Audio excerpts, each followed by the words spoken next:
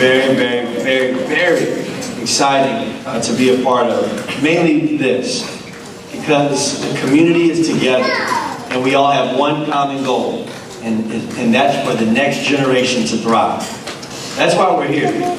And my hope is that as we continue to do events like this, and I say we because this is my state, this is where I'm from, that we'll see a generation grow up who have racial reconciliation, who have love and appreciation for each other, who have more than just empathy for someone else, but they also have compassion for someone else. And we can see people achieve excellence in the classroom, on the field, on the court, in all different areas of their life. So this is very special, it's very unique, because not a lot of people are putting things together like this. Not a lot of organizations are all coming and putting their hands to the plow and dedicating their time in the middle of traffic and all the things that go on outside these walls.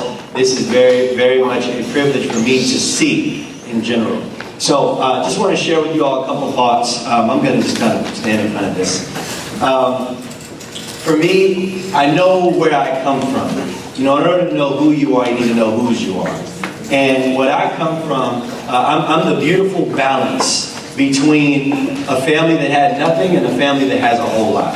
And my father, Darryl Green, everybody knows Darryl Green as the NFL great, but they don't know him as the child that had one pair of jeans for his entire high school career.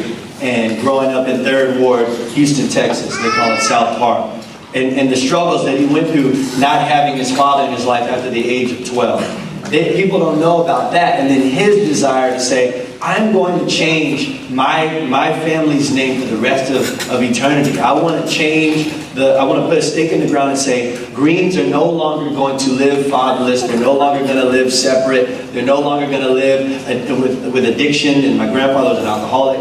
And my great-grandfather, all of these different things that we struggle with. My dad said, I'm going to change the time for our family. So from there, you have a guy from Houston, Texas, moved to D.C. He still had cowboy boots in his trunk. And he's like, where am I? What's going on? He meets my mom, his wife, in Tyson's Corner. And he's like, I don't know. She's pretty. She has a good family. I think that this might work. And then you see all the glory and all the football and the Super Bowls. And I wear this necklace every day. This is a Super Bowl ring that my dad gave me when I was 3 years old, 1991. But the reason why I wear this is not because of the diamonds, that's why I wear it under my shirt. I wear it because it's a reminder of how far the Greens have come.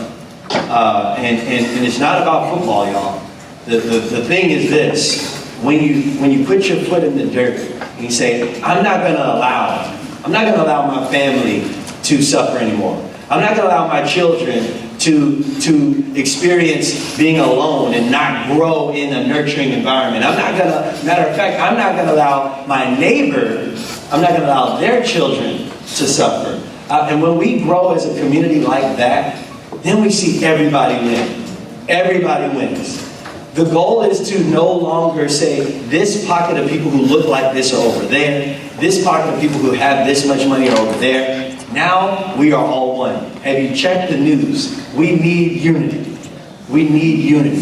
So the more that we can do things like this, the more that we can have an ear to hear and not just have our own prejudice or our own, agendas, but to say, hey, how do you feel right now? I want to learn. I want to put myself in your shoes. I want to get to know you. The more that we do that, the more that we grow together. And just like I told the young men in the room before coming here, a family fights together, not each other. So for us, we can't afford to fight each other. We need our faculty. And matter of fact, let's give it up for the faculty here.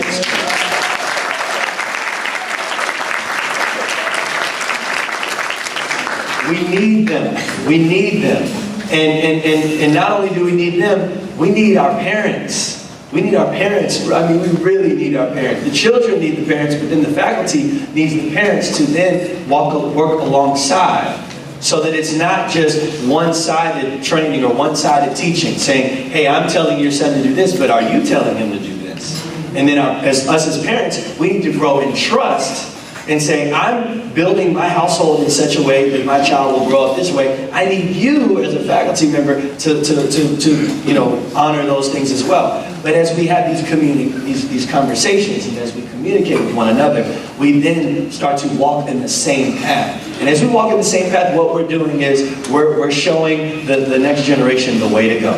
And so one day, my hope is that every child in this room will be in some sort of room, some sort of school. Maybe you stay locally, stay here. And these type of nights are packed, standing room only. Because you have an entire community, people who don't even have kids in the school, say, I want to be a part of this. Because we don't get to live forever, at least not on this earth. So while you're here, why not make some change? Why not make something where people say, man, we need to write a story about that. I was talking to the football coaches, and 2 years of being undefeated, that doesn't happen. I said, why isn't there a movie about this yet?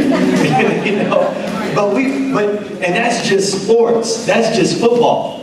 There should be a movie about the unity in this community, the unity and the reconciliation and the love for one another, the genuine care here. I want to be a part of something special like that, don't you all? Don't you all? And if it's not you, care for your kids. For me, my dad was a future Hall of Famer, Pro Bowler, always on TV. I mean, larger than life, as some people would say. But at the same time, he was showing up to every parent-teacher meeting. He said, hey, coach, I got to get out early. My dad would leave because it mattered to him. It mattered to him.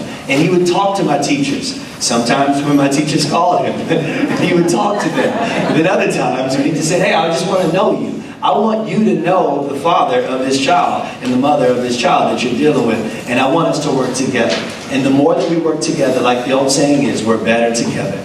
So my only hope tonight is that as we're here, and as our main goal, obviously, is our own children, and then our main goal as educators is our curriculum and making sure that the children are learned what they need to learn, but at the same time, understanding it's us. Like when I was playing at University of Virginia, our coach said, Albro, he said, it's we, us, and ours. When the media used to interview us, they would put the mic in your face and said, if you say I, you got to run a lap. If you say me, you got to run a lap. You have to say we. Well, Jared, you had an amazing game. You caught 2 touchdowns against Miami. Well, we did a really good job today. What do you mean? Well, Jared, what was it like going against the defender? Well, you know what? Our team was really strong. And we did that, and even though that sounds crazy, we developed a culture. And that's what my dream is for you all, a culture. Not just a school, we're much greater than that. You're not just a family, you're much greater than that. We want to be a culture where we come together and people on the outside see us, and we're a beacon of light in the midst of all the darkness that we see in this area and around the entire country.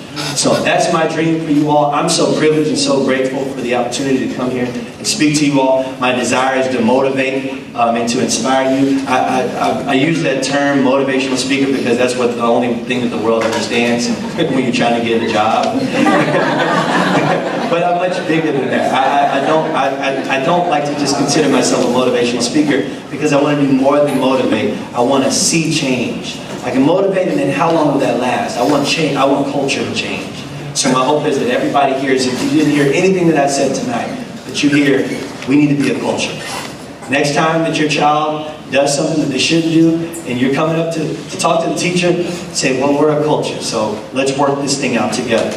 Next time that you see some sudden change at the school, and maybe you don't agree with that, instead of running in there and say, oh, I'm going to tell them, no, we're a culture. Matter of fact, whatever the change is that happened, it's our change. So let me go understand about this change that we just made. And when we start using we, us, and ours, we come together, we're better together, and that's when we see love spread. And we want our children to emulate this. Let's lead by example, faculty and parents. Thank you all so much for this.